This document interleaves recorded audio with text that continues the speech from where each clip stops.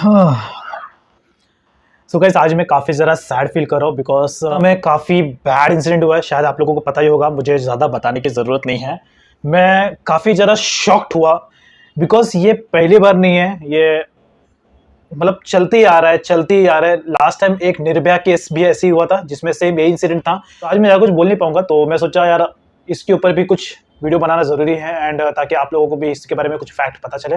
तो आज हम उसे एक वीडियो पर रिएक्ट करने वाले हैं। So now let's check it out. ना सिर्फ वक्त के साथ कॉम्प्लेक्स होता जा रहा है, CCTV images of the crime scene have been destroyed. बल्कि ऐसे ढेरों सवाल छुपाए हैं जिनके जवाब इंसाफ और सच के खातिर मिलना बेहद जरूरी है। वो एक डॉक्टर थी, वो हीलर थी, लोगों की जान बचाते बचाते उसके साथ एक हीनियस क्राइम हुआ है। वक्त गुजरने के साथ वो हर कोशिश की जा रही है जिससे एक बड़ी साजिश पर पर्दा पड़ सके। सीबीआई के पहुंचने से पहले ही सबूतों को नष्ट करने की कोशिश शुरू हो गई थी। हजारों के संख्या में ये मॉब आया है, हम लोग पे अटैक भी किया है और इनका मेन टारगेट है कि जो भी एविडेंस है। मुझे एक बार समझ में नहीं आया, ये जो इंसिडेंट हो रहा है इसके पीछे इतने सारे लोग उसी टाइम पे ही 50 से 60 लोगों की भीड़ वहां पर आज आकर तोड़ाफोड़ी कर रही है। ये कौन हो सकता है, मुझे एग्जैक्टली नहीं आइडिया। टेम्पर किया जाए। इस केस में हम जानेंगे कि कैसे कई दशकों से आरजीकर कॉलेज की दीवारों के पीछे एक ऐसा रैकेट चल रहा है जिसमें लाशों को भी नहीं बख्शा गया, और जब भी किसी ने इसे एक्सपोज करने की कोशिश की तो उसका भी अंजाम बुरा ही हुआ। इस केस में ऐसे काले राज हैं जिसे दबाने के लिए पुलिस के ऐसे अधिकारी को केस सौंपा गया जिस पर साल 2013 के कामदुनी केस को बिगाड़ने और अपराधियों का साथ देने का इल्जाम लगा था। He is the person who is responsible for the Kamdini related murder because he was the head of the investigation. हमने पूरी कोशिश की है कि इस केस में न सिर्फ हर उस पहलू पर सवाल उठाए जाएं, बल्कि हर उस एंगल और हर उस डिटेल का बारीकी से एनालिसिस किया जाए जिसे मिटाने के लिए बड़ी बड़ी ताकत अपना पूरा जोर लगा रही है। पैर दोनों राइट एंगल में मिला गया। यकीन मानिए यह केस जितना दिख रहा है उससे भी जिस तरीके से इस डॉक्टर लेडी का जो पोस्टमार्टम निकला है, पोस्टमार्टम में बहुत ही बुरे तरीके से बॉडी के साथ खिलवाड़ किया गया, मतलब बहुत ही बुरे तरीके से, जो शायद मैं आप लोगों को बोल भी नहीं सकता। ही ज्यादा उलझा हुआ है क्योंकि इसके तार आरजीकर कॉलेज के इतिहास के काले पन्नों से जुड़ते हैं। इसलिए मेरे साथ इस वीडियो के एंड तक बने रहिएगा और प्लीज सबसे शेयर कीजिएगा क्योंकि यह आवाज दबनी नहीं चाहिए। इस केस में और आगे बढ़ने से पहले मैं कुछ बातें आपसे शेयर करना चाहूंगा। यह केस काफी सेंसिटिव है और इंटरनेट एंड अलग अलग बड़े मीडिया हाउसेस के फैक्ट्स में टाइम और इंसिडेंट को लेकर भी इरेगुलरिटीज हैं। इसलिए हमारी पूरी कोशिश रही है कि जो भी फैक्ट्स इस डॉक्यूमेंट्री में मेंशन किए गए हैं वो hospital staff, college students and local media personal से वेरीफाइड हो and for the safety and privacy उनकी आइडेंटिटी डिस्क्लोज नहीं की गई है। उन सभी लोगों का भी शुक्रिया जो भी सच को बाहर लाने के लिए इस केस के इनपुट और इनसाइडर न्यूज़ मुझ तक लेकर आए हैं। इस केस में सबसे पहले हम पूरे इंसिडेंट को सिलसिलेवार तरीके से समझेंगे। उसके बाद हम इन्वेस्टिगेशन के missing points, loop holes and conspiracy के ऊपर भी डिटेल एनालिसिस करेंगे। अभी तक ये सीसीटीवी फुटेज पब्लिक नहीं की गई हैं, इसलिए पहले समझते हैं पूरे इंसिडेंट एंड इन्वेस्टिगेशन को जिसे कोलकाता पुलिस ने डिस्क्राइब किया है। आपको ये आसानी से समझ आ सके इसलिए हम फ्लोर मैप एंड विजुअल्स का यूज़ करेंगे।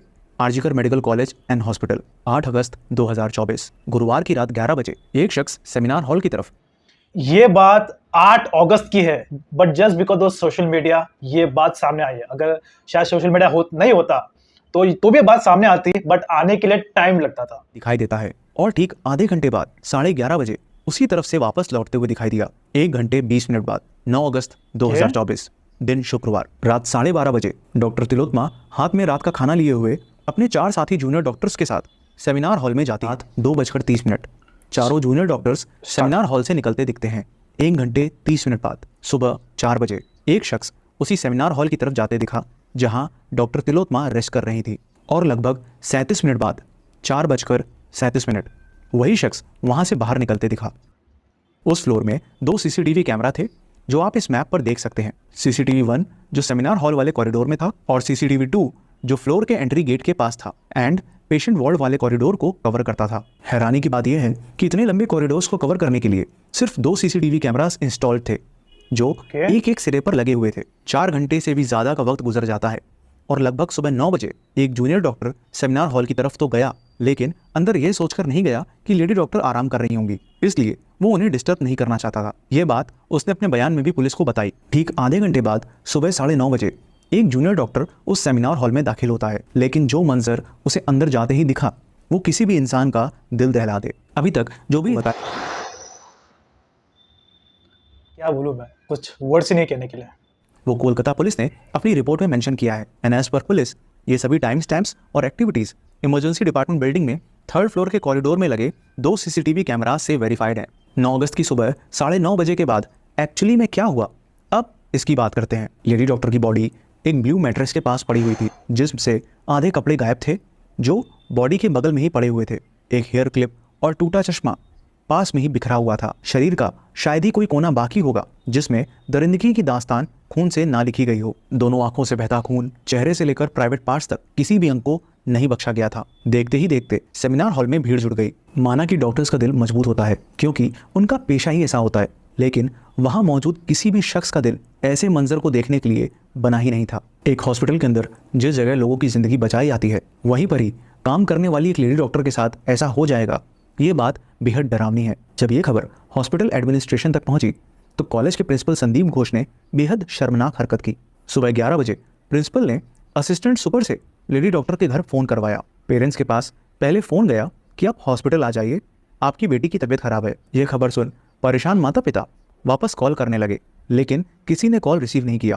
और फिर 15 मिनट बाद 11:15 बजे उनके पास कॉल आया कि आपकी बेटी ने खुदकुशी कर ली है, जबकि खुदकुशी यार, ये सब क्राइम छुपाने के लिए ये सब झूठ, क्या बोले यार।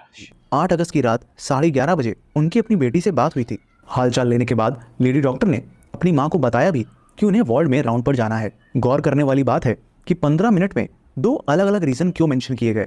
क्या साजिश रचने की तैयारी वहीं से शुरू हुई या फिर ये इस पूरे षड्यंत्र का पहला कदम था। प्रिंसिपल ने न सिर्फ इसे खुदकुशी डिक्लेयर कर दिया, बल्कि स्टेटमेंट दिया was irresponsible for the girl to be alone at night. यानी न सिर्फ ये झूठ फैलाया बल्कि ब्लेम भी लेडी डॉक्टर पर डाल दिया, जबकि डेड बॉडी की कंडीशन को देख साफ समझ आ रहा था कि उनके साथ किस हद तक दरिंदगी की गई है। डॉक्टर तिलोत्मा के पेरेंट्स को 3 घंटे तक बिठा के रखा गया और उन्हें अपनी बेटी को देखने तक नहीं दिया जा रहा था। 3 घंटे तक खड़े रहने के बाद माँ बाप हाथ जोड़ते रहे, हमारी बच्ची का मुंह एक बार दिखाओ, हमको नहीं दिखाया गया। रही बात सेमिनार हॉल में रात में अकेले रुकने की, तो डॉक्टर तिलोत्मा एक 2nd year post graduate trainee थी जो चेस्ट मेडिसिन से MD परस्यू कर रही थी और वो उस रात 36 घंटे की ऑन कॉल ड्यूटी करके लौटी थी। इतनी लंबी ड्यूटी करने के बाद रेस्ट करने के लिए वो उस रात सेमिनार हॉल में सोने के लिए गई थी, क्योंकि इतने बड़े हॉस्पिटल में ना वहाँ डॉक्टर्स एंड नर्सेस के लिए कोई चेंजिंग रूम है और ना ही कोई रेस्ट रूम। ऐसे 36 आवर्स 36 घंटे कंटिन्यूसली काम करने के बाद जब बॉडी है पूरी तरीके से डल हो जाता है, मतलब कुछ भी कहीं पर भी जाने का मन नहीं करता, बॉडी पूरा डाउन हो जाता है। और उस कंडीशन में उस लेडी डॉक्टर के साथ में ये क्या बोलूं यार मैं, शिट। सेमिनार हॉल में ही आराम कर लेते थे। सब जानते हुए भी प्रिंसिपल का ऐसा बयान वहां के डॉक्टर्स और मेडिकल स्टाफ का खून खोल उठा और शुरू हुआ एक ऐसा प्रोटेस्ट जिसकी आवाज उठी तो कोलकाता से, लेकिन आज पूरे देश के डॉक्टर्स इस प्रोटेस्ट में साथ खड़े हो गए हैं, क्योंकि सभी को इस केस की इन्वेस्टिगेशन में हुए खुलासे उस स्क्रिप्ट की तरह नजर आ रहे हैं जिसमें एक बहुत बड़ी साजिश को छुपाने के लिए नए नए किस्से और किरदार। मुझे समझ में नहीं आता है, ये जितने भी सारे मैंने और भी ऐसे कई सारे रेप के केसेस सुने, मोस्टली केसेस में जो भी मुजरिम होते हैं ना, उनके हरकतों को छुपाने की कोशिश करते हैं।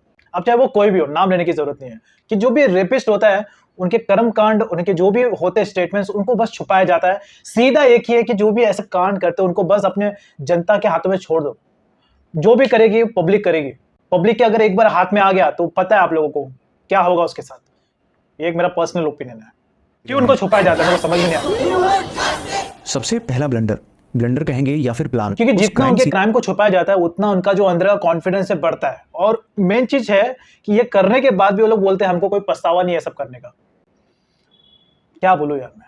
इनको हॉस्पिटल एडमिनिस्ट्रेशन ने सील नहीं किया, जबकि पहला स्टेप होता है क्राइम सीन को सील कर वहां पुलिस के आने तक लोगों के आने जाने को रोकना, ताकि क्राइम सीन पल्यूट ना हो सके और वहां मौजूद एविडेंसेस के साथ टेम्परिंग ना हो पाए। कुछ ही देर में क्राइम सीन पर पहुंची पुलिस की एक टीम ने सबसे पहले CCTV फुटेजेस के बेसिस पर सस्पेक्ट लिस्ट तैयार की। वहीं दूसरी टीम क्राइम सीन पर मौजूद एविडेंसेस को कलेक्ट करने लगी। वहां पर उन्हें लेडी डॉक्टर का फोन और लैपटॉप भी पड़ा मिला। साथ ही एक बहुत अहम एविडेंस पुलिस के हाथ लगा, एक Bluetooth neckband. As per reports, police ने जब दोबारा फुटेजेस को क्रॉस चेक किया तो उन्हें देर रात उस फ्लोर के कॉरिडोर पर कुछ लोग दिखे जो मोस्टली जूनियर डॉक्टर्स और हॉस्पिटल स्टाफ के थे। तभी उनकी नज़र एक शख्स पर पड़ी जो सुबह 4 बजे सेमिनार हॉल में जाते हुए दिखाई दिया। उस वक्त उसके गले में वो नेकबैंड पड़ा हुआ था, लेकिन 4:37 पर जब वो हॉल से बाहर निकला तो वो नेक बैंड गायब था। इन्वेस्टिगेशन में पता चला कि यह आदमी हॉस्पिटल स्टाफ से जुड़ा नहीं है। ऐसा सामने आया कि फिर पुलिस ने अपनी सस्पेक्ट लिस्ट के 5-6 लोगों से पूछताछ की और सभी के फ़ोन जब्त कर उस नेकबैंड के ब्लूटूथ से कनेक्ट करने का ट्राई किया और उनमें से एक फ़ोन से वो कनेक्ट हो गया। वो फ़ोन था संजय रॉय का। संजय रॉय भाई ही ये आदमी शक्ल से कैसा दिख रहा है, मतलब कोई भी इसकी स्माइल देख के ये स्माइल जिस तरीके से कर रहा है, भाई ये क्या बोलूं, इस आदमी इसकी शक्ल देख के लोग डर जाएंगे। वो शख्स था जो सीसीटीवी में सुबह 4 बजे सेमिनार हॉल में जाते दिखा था। अब समझिएगा केस को कैसे एक डायरेक्शन में मोड़ा गया। पुलिस ने बताया कि कैसे थोड़ी सी सख्ती करने पर संजय रॉय ने अपना जुर्म कबूल कर लिया। न्यूज़ में हर जगह संजय रॉय और उसके पास्ट एंड रिकॉर्ड के बारे में खबर आने लग गई। जांच में पता चला कि कोलकाता पुलिस के अफसरों का करीबी होने के नाते अस्पताल के सभी विभागों में उसकी पहुंच थी। संजय रॉय एक सिविक वॉलंटियर था जिसे सिविक पुलिस भी कहा जाता है। वेस्ट बंगाल में सिविक वॉलंटियर्स का अपॉइंटमेंट लो रैंकिंग पुलिस ऑफिशियल्स की मदद करने के लिए किया गया है और इनकी duty majorly hospitals and traffic control जैसी जगह पर लगाई जाती है ताकि सेंसिटिव और इमरजेंसी सिचुएशंस में ये लोगों की मदद कर सके। यही वजह थी कि संजय रॉय आरजीकर हॉस्पिटल में बेरोक टोक आ जा सकता था। वहाँ के मेडिकल स्टाफ ने यह बताया कि वो वहाँ पेशेंट्स को एडमिट कराने, उन्हें बेड दिलवाने के नाम पर दलाली करता था। भवानीपुर का रहने वाला संजय रॉय अपने मोहल्ले में भी बदनाम था। वो खुद को पुलिस फोर्स में बताता था और इसी नाम पर लोगों पर धौंस दिखा, कभी नौकरी दिलाने के नाम पर तो कभी कोई काम करवाने के नाम पर लाखों रुपए ठगता। यहाँ तक उसने अपनी बाइक में कोलकाता पुलिस का स्टिकर भी लगा रखा था। उसके पड़ोसियों ने बताया कि उसने 4 शादियां की थी जिसमें पहली 3 अब्यूसिव बिहेवियर के चलते उसे छोड़कर चली गई थी और उसकी चौथी वाइफ लास्ट ईयर कैंसर से खत्म हो गई थी। संजय रॉय पॉर्न मूवीज और शराब का एडिक्ट था। पुलिस ने बताया कि लोकेशन ट्रैकिंग से पता चला कि संजय 5 अगस्त से लेकर 8 अगस्त तक खड़गपुर के सलुआ गांव में था और 8 अगस्त को वापस कोलकाता लौट आया था। संजय रॉय ने पुलिस को बयान दिया कि 8 अगस्त की शाम वो पहले 4th बटालियन के एक और सिविक वॉलंटियर के साथ शराब पीकर कालीघाट के रेड लाइट एरिया में गया। फिर वहां से रात 11 बजे जिस पेशेंट को उसने भर्ती करवाया था उसे देखने आरजीकर हॉस्पिटल आया और फिर 30 मिनट बाद वहां से निकलकर वो शोभा बाजार के रेड लाइट एरिया में गया। उसके बाद उसने फिर से शराब पी और दोबारा आरजीकर हॉस्पिटल पहुंचा जहां उसने लेडी डॉक्टर के साथ हैवानियत की सारी हदें पार कर दी। वारदात को अंजाम देने के बाद वो हॉस्पिटल से निकलकर सॉल्ट लेक के पास पुलिस बैरक में जाकर सो गया। जरा सोचिए कि कैसा कॉन्फिडेंस। जो शख्स पुलिस में नहीं है वो पुलिस बैरक में बेधड़क ठहर रहा है। कोलकाता पुलिस का कहना है कि संजय के बयान सीसीटीवी फुटेज और फोन की लोकेशन से वेरीफाई होते हैं। संजय के फोन में ढेर सारी वीडियोस भी मिली। साथ ही पड़ोसी और हॉस्पिटल स्टाफ ने उसके शराबी और पॉर्न फिल्म्स के एडिक्ट होने की बात से एग्री भी किया। कोलकाता पुलिस ने सर्कमस्टेंशियल एविडेंसेस के आधार पर संजय रॉय को ही एकमात्र मुजरिम मानकर अरेस्ट कर लिया। 24 घंटे से भी कम समय में पुलिस ने अपराधी को पकड़ लिया। कोलकाता पुलिस अपने इस क्विक एक्शन पर खुद को ही शाबाशी देने लगी। इसे अपनी जीत बता खुद की ही पीठ थपथपाने लगी। लेकिन किस्सा यहीं थमने वाला नहीं था क्योंकि इस केस में होते हर नए खुलासे एक नया सवाल छोड़ रहे थे जिसका जवाब ना तो कोलकाता पुलिस के पास था और ना ही एडमिनिस्ट्रेशन के पास। संजय रॉय की अरेस्ट के बाद प्रोटेस्ट और तेजी से बढ़ गया क्योंकि डेड बॉडी की प्रीलिमिनरी मेडिकल जांच के बाद आई इंक्वेस्ट रिपोर्ट ने लेडी डॉक्टर के साथ हुई ब्रूटैलिटी को एक्सपोज कर दिया। आंखें, मुंह और प्राइवेट पार्ट से खून निकल रहा था। गर्दन, चेहरा, नाखून, लेफ्ट लेग, बेली, एंकल, राइट हैंड की रिंग फिंगर और होठों पर गहरी चोटें आई थी। मैं आपको ये क्लियर कर दूं कि इंक्वेस्ट और पोस्टमार्टम रिपोर्ट दोनों अलग अलग होती हैं। इस रिपोर्ट के बाद से पूरे देश भर के डॉक्टर्स इंसाफ की मांग करते हुए प्रोटेस्ट के लिए सड़कों पर उतर आए क्योंकि एक आदमी जो नशे की हालत में था वो 31 साल की महिला डॉक्टर के साथ हुए इस खौफनाक अपराध के पीछे अकेले शामिल नहीं हो सकता। मुझे भी डाउट है यार। तीर शायद सही निशाने पर लगा था। इसलिए प्रेशर बढ़ने के साथ कवर अप करने का शर्मनाक खेल भी शुरू हो गया। प्रोटेस्ट कर रहे जूनियर डॉक्टर्स को बुरे अंजाम भुगतने की धमकी मिलने लगी। यह खबर सामने आने लगी कि प्रिंसिपल संदीप घोष ने न सिर्फ सबसे पहले इस केस को खुदकुशी बताकर मामले को रफा दफा करने की कोशिश की बल्कि उन लेडी डॉक्टर की मेंटल हेल्थ पर भी सवाल उठाए। मामला जब बिगड़ने लगा तो इन सबसे बचने के लिए एक और ड्रामा रचा गया। प्रिंसिपल संदीप घोष ने पहले तो यह कहते हुए रिजाइन कर दिया कि उन्हें सोशल मीडिया पर डिफेम किया जा रहा है और डिसीज विक्टिम उनकी बेटी जैसी है। लेकिन यह सिर्फ एक दिन का नाटक था क्योंकि अगले ही दिन संदीप घोष को नेशनल मेडिकल कॉलेज का प्रिंसिपल बना दिया गया। मतलब अंधेर नगरी की इंतहाई हो गई। संदीप घोष की इमेज एक निहायती भ्रष्ट आदमी की है और यह सिर्फ मेरा कहना नहीं है बल्कि आरजीकर मेडिकल कॉलेज के x deputy superintendent Akhtar Ali का दिया गया यह बयान है। वो बहुत ही करप्टेड आदमी है। वो आरजीकर मेडिकल कॉलेज में स्टूडेंट लोगों को फेल कराना और ये हॉस्टल वगैरह अलॉटमेंट में पैसा लेना और स्टाफ सिलेक्शन कमीशन, मतलब आरजीकर में जो भी काम होता था सब जगह वो पैसा खाते थे। मतलब एक माफिया राजा बोल सकते हैं। मैंने अपनी पूरे कैरियर में इतना गंदा इंसान नहीं देखा। जरा सोचिए, एक ऐसा शख्स जो ऐसी हायर पोजीशन पर है, जिसके डीप पॉलिटिकल कनेक्शंस हैं, उसके लिए एविडेंसेस मिटाना कितना आसान होगा। ऐसा कहा जा रहा है कि संजय रॉय तो सिर्फ एक चेहरा है जिसे असली मुजरिमों को बचाने के लिए सामने लाया गया है। या तो सभी कातिलों का काफ़ी गहरा पॉलिटिकल कनेक्शन है, या फिर ये लोग पॉलिटिकल और इन्फ्लुएंशियल बैकग्राउंड वाली फैमिली से आते हैं। एंड टू बी ऑनेस्ट, इस केस में जितने लूप होल्स खुलेआम नजर आ रहे हैं, उसको देख इस बात से मुंह मोड़ा नहीं जा सकता। सबसे पहले आते हैं संजय रॉय पर। संजय रॉय को जब अरेस्ट किया गया तो उसकी बॉडी लैंग्वेज रिमोर्सलेस एंड एरोगेंस से भरी हुई थी। इनफैक्ट उसने पुलिस से कहा कि मुझे फांसी पर चढ़ा दो। हैरानी की बात यह है कि जिस टाइप की इंजरीज डॉक्टर को हुई थी, उससे ये साफ है कि उन्होंने फाइट बैक किया होगा। ऐसे में सामने वाले के शरीर में भी चोट आई होगी, लेकिन संजय रॉय की बॉडी में चोट तो दूर, खरोच तक नहीं आई। उसका पकड़ा जाना मानो एक मूवी स्क्रिप्ट जैसा हो। क्राइम सीन पर खुलेआम एविडेंस मिल जाना, कल्प्रिट का ऐसा क्राइम करने के बाद ना सिर्फ शहर में रहना बल्कि आराम से जाकर सो जाना। एक और बात, उस रात लेडी डॉक्टर के साथ 4 और जूनियर डॉक्टर्स थे। साथ ही फ्लोर पर कुछ और लोग भी थे जो सीसीटीवी में नजर आए। लेकिन संजय रॉय के अलावा क्या किसी और का डीएनए सैंपल लिया गया? क्या क्राइम सीन पर मौजूद हेयर, ब्लड, सीमेन को पुलिस ने सिक्योरली कलेक्ट कर सभी सस्पेक्ट से मैच करवाया? 35 लोगों के स्टेटमेंट रिकॉर्ड किए गए, लेकिन प्रिंसिपल संदीप घोष का बयान आज तक रिकॉर्ड क्यों नहीं किया गया? आखिर इतनी बड़ी पोस्ट पर बैठे शख्स के हाथ होने की संभावना को पुलिस ने खुद से कैसे दरकिनार कर दिया? ये जरूरी है कि प्रिंसिपल की भी call details and bank account statements की जांच हो, क्योंकि जिस दिशा में यह केस जा रहा है वो एक बहुत बड़ी कॉन्स्पिरेसी को छुपाने की कोशिश की जा रही है। अगर नजर डालें अगले लूप होल पर, तो इस फ्लोर मैप के अकॉर्डिंग कोलकाता पुलिस ने मेंशन किया कि सीसीटीवी 1 था तो सेमिनार हॉल वाले कॉरिडोर पर, लेकिन वो सेमिनार हॉल के एंट्री गेट को कवर नहीं करता था।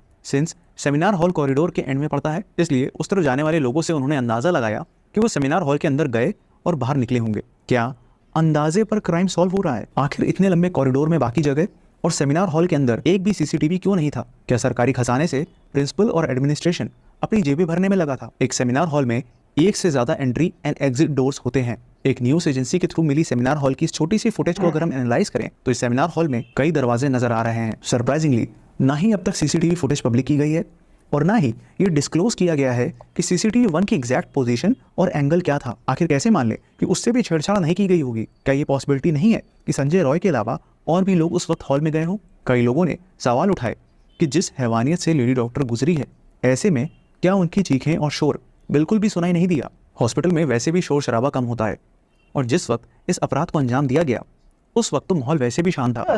प्लस यहाँ कॉरिडोर की चौड़ाई इतनी ज्यादा भी नहीं है कि सेमिनार हॉल से आवाज दूसरे रूम तक ना जा सके। अगर हम इस सेमिनार हॉल को ध्यान से देखें तो पहली बात यह एक सरकारी हॉस्पिटल है जिसमें आप एक अच्छे सेमिनार हॉल्स जैसे high tech sound proofing expect नहीं कर सकते। और ये बात इस इमेज से क्लियर भी हो जाती है कि सेमिनार हॉल्स में कोई भी साउंड प्रूफिंग नहीं दिख रही है। इसलिए एक बात तो साफ है कि अगर यहाँ कोई चीखता चिल्लाता है और वो भी रात के सन्नाटे में, तो आवाज बाहर जरूर जाएगी। अब अगर हम पुलिस की थ्योरी को माने कि इसमें एक ही अपराधी शामिल है, तो क्या नशे की हालत में उसने लेडी डॉक्टर को इस तरह से कंट्रोल कर लिया होगा कि वो शोर तक नहीं मचा पाई? यह तो तभी पॉसिबल है जब इसमें कई लोग शामिल हों, जिन्होंने या तो लेडी डॉक्टर का मुंह किसी चीज से कवर कर दिया होगा या फिर इस तरह से हमला किया होगा ताकि उनकी चीखों को दबाया जा सके। अगर किसी को भी ये सब मात्र एक थ्योरी लग रही है, तो अब हम बात करेंगे पोस्टमार्टम रिपोर्ट और डॉक्टर सुबर्णो गोस्वामी के स्टेटमेंट की, जिन्होंने पोस्टमार्टम रिपोर्ट को पढ़ने के बाद ये साफ कह दिया कि इस अपराध के पीछे एक से ज्यादा लोगों का हाथ है। The amount of fluid they collected from inside her vagina, that was huge amount, and that much amount of semen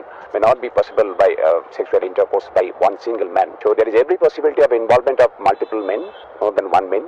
एक आदमी की body almost 15 gram of semen ही प्रोड्यूस कर सकती है। ऐसे में विक्टिम की बॉडी से 150 ग्राम ऑफ सीमेन फ्लूइड का मिलना इस फैक्ट को वेरीफाई कर देता है कि इसमें एक से कहीं ज्यादा लोगों ने डॉक्टर तिलोत्मा के साथ दुष्कर्म किया था। जब बॉडी मिली तो दोनों पैर 90 डिग्री एंगल पर थे और पोस्टमार्टम रिपोर्ट में भी पेल्विक गर्डल के तोड़े जाने का जिक्र है।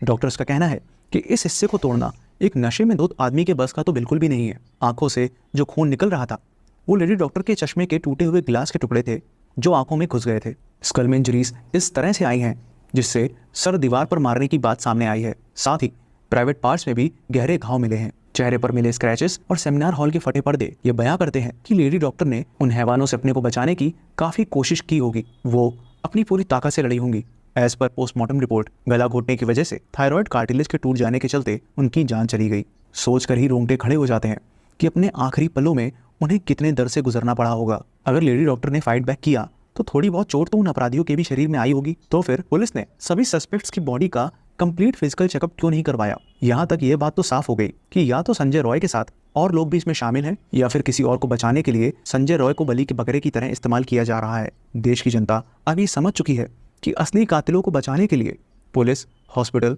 और सरकार में बैठे भ्रष्ट लोग अपना पूरा जोर लगा रहे हैं। इनफैक्ट हाई कोर्ट तक ने कोलकाता पुलिस के वर्क एथिक्स पर सस्पिशन दिखाते हुए मामले को सीबीआई के हवाले कर दिया।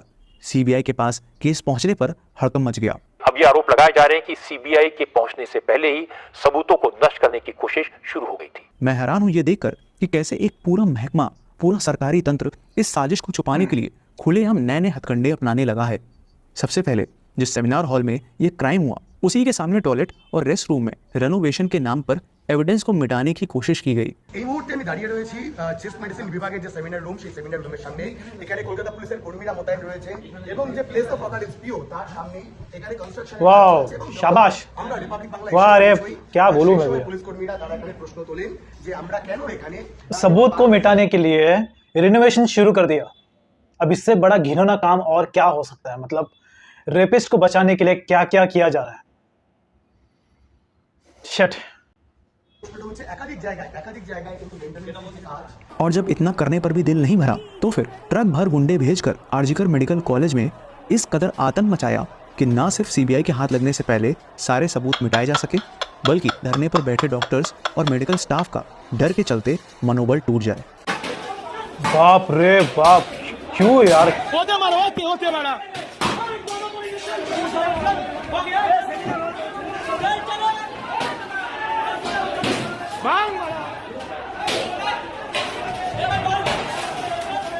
लोग यहाँ के रेसिडेंट्स डॉक्टर हैं। आप यहाँ का कंडीशन देख सकते हैं। हजारों के संख्या में ये मॉब आया है, हम लोग पे अटैक भी किया है और इनका मेन टारगेट है कि जो भी एविडेंस है उसको टेम्पर किया जाए। और यहाँ का जो लोकल पुलिस है ये कुछ भी कंट्रोल नहीं कर पाया है। हम लोग पे अटैक किया गया है और ये सारे ने क्या किया इन्होंने, सेंट्रल फोर्स आए और हमें प्रोटेक्शन दे।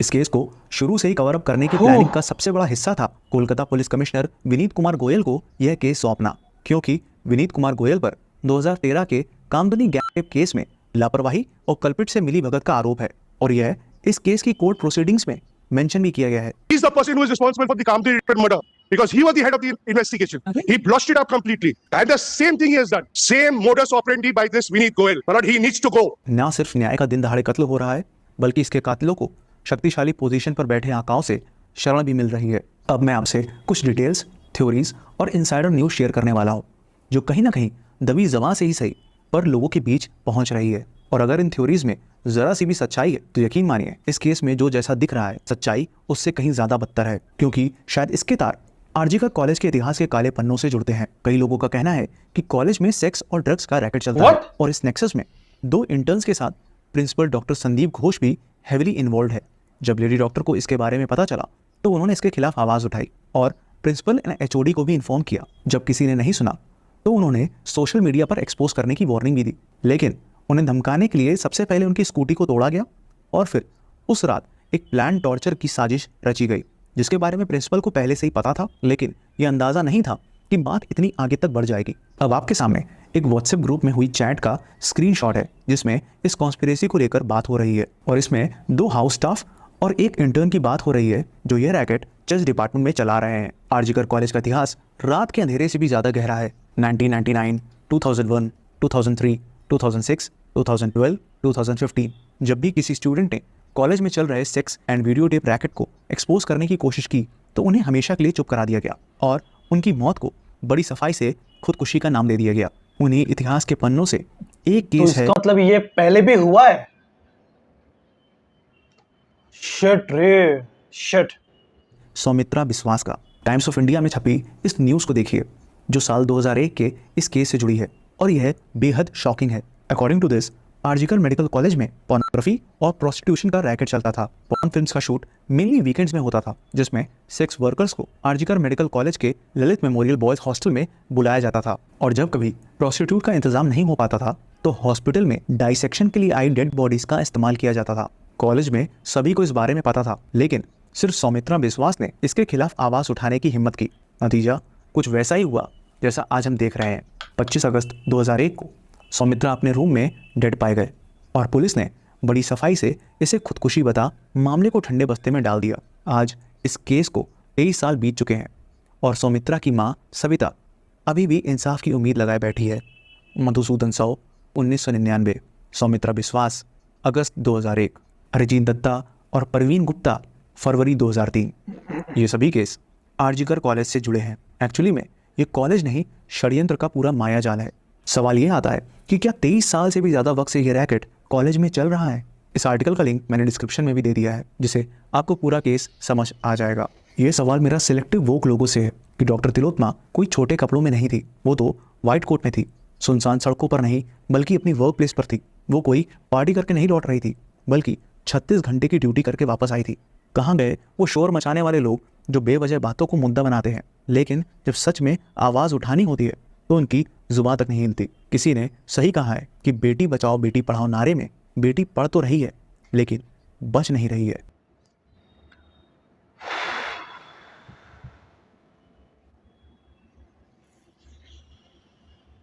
समझ में नहीं आता ये जो चीज़ है ये कब स्टॉप होगा। इसकी वजह से जो लेडीज होती है बाहर निकलने से डरती है, यही एक रीज़न की वजह से। और वुमेन्स को हमेशा ऑब्जेक्ट की तरह ही देखा जाता है। इंडिया नहीं यार, मतलब मोस्टली हर जगह पे ऐसे ही होता है कि वुमेन को मोस्टली केसेस में एक ऑब्जेक्ट की तरह देखा जाता है। और ये सारा का सारा जो भी सीन चल रहा है ना, ये सब मोस्टली उस टाइप की जो वियर्ड टाइप की जो वीडियोस अवेलेबल है ना इंटरनेट पर, जो लोग प्राइवेटली बाथरूम में देखते हैं, वो सब भी एक कारण है। कब स्टॉप होगा मुझे समझ में नहीं आ रहा है, कब स्टॉप होगा आई रियली डोंट नो। मैं ज़्यादा कुछ इस पर कमेंट कर नहीं सकता बिकॉज मैं खुद शॉक्ड हूँ ये वीडियो को देखकर, और थोड़ा मैं अंदर से डीमोटिवेट और काफ़ी डल फील कर रहा हूँ बिकॉज ये काफ़ी शॉकिंग मोमेंट है यार। लास्ट टाइम भी निर्भया केस में भी ऐसे ही कुछ हुआ था, बहुत बुरी तरीके से उस लेडीज़ के साथ में। क्या बोलूँ यार मैं, नो वर्ड्स, सॉरी। एंड तो ये जो ओरिजिनल वीडियो का जो लिंक है इस वीडियो के डिस्क्रिप्शन में, तो जाके आप ओरिजिनल वीडियो को चेकआउट कर लेना। और एक्चुअल में जो बंदे ने जो इन्फॉर्मेशन दी है वो काफ़ी डिटेल्ड है, तो जाके आप उनके चैनल को सब्सक्राइब कर लेना। तो thanks for watching, have a good day. आज पूरा मूड खराब हो गया यार।